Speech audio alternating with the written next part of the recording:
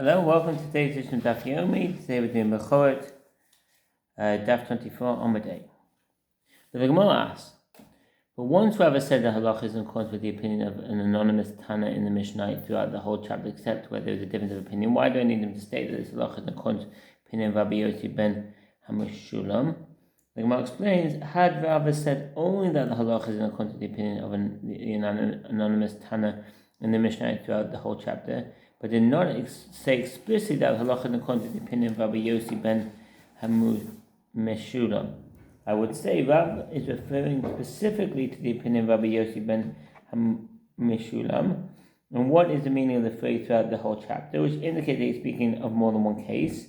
This is referring to the fact that Rabbi Yossi said two separate statements in the chapter, and this would indicate with regard to Rav's statement that if a Mishnah is contradicted by dissenting opinion cited in a Braita, that's considered a dispute. Rav taught that the halacha is in accordance with the opinion of Rabbi Yossi, in order to teach us that his statement with regard to the whole chapter is referring to the opinion of Rabbi Shimon ben Gamliel, and with regard to Rav's statement, if a Mishnah is contradicted by dissenting opinion cited in a Braita, that is not considered a dispute. What is the Braita previously meant? What is the Braita previously mentioned previously?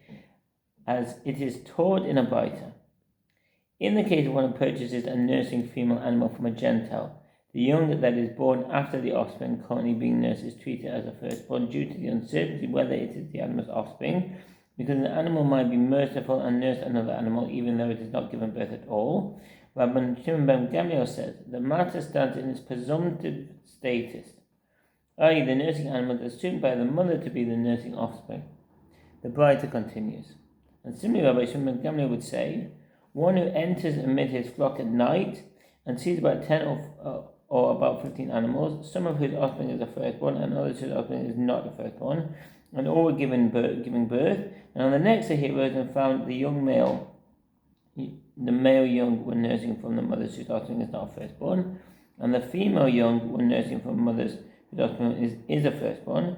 He does not need to be concerned that perhaps the young of this mother came to nurse from that mother. Rather, he may assume that each animal is nursing its own offspring. A dilemma was raised before the sages.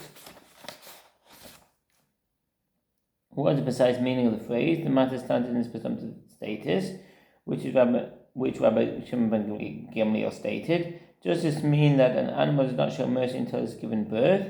And consequently, in a case where the animal has given birth, we are concerned for the possibility that it might be merciful and nurse an offspring that is not its own.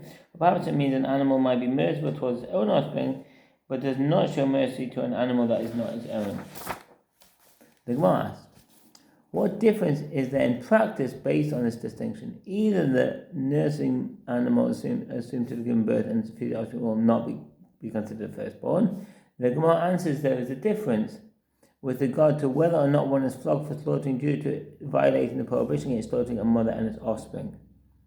A young animal that trails after a mother animal is assumed to be its child, and therefore is prohibited to slaughter both on the same day. Nevertheless, one who does so is not flogged, because no final conclusion was reached with regard to whether or not an animal displays mercy towards its offspring that are not its own. Shulchan Aruch Yoredeah 16:5. See the Shachan Bo Hagua there on the same day. If you say an animal is merciful only towards its own offspring, but is not merciful towards an animal that is not its own, then one is flogged if he deliberately slaughters an animal and the offspring that it is nursing. But if you say it is also merciful to an animal that is not its own, then one is not flogged in such a case. The Gemara returns to its initial inquiry. Okay, thank you for listening. I'm going to stop here and wish you all the best. Bye.